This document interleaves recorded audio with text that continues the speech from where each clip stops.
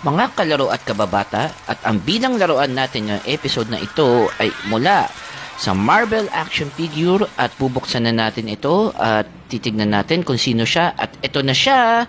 Tendededen! At mula sa Marvel Superheroes 3.75 inch Hawkeye. At kung makikita natin mga kalaro at kababata, at napakaganda nitong action figure na ito at teka lang, wait lang.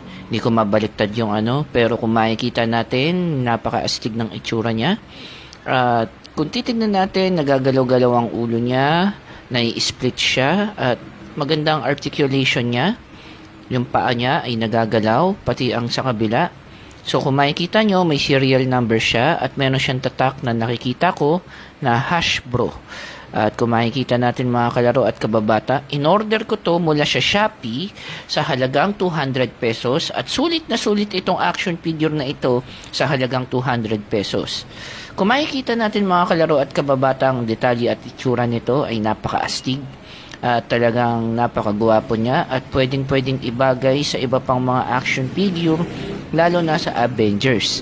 At ngayon po, ito pong Hawkeye na ito ay talagang nasa comic type edition ng Marvel's The Avengers. Kaya bagay na bagay ito na ipang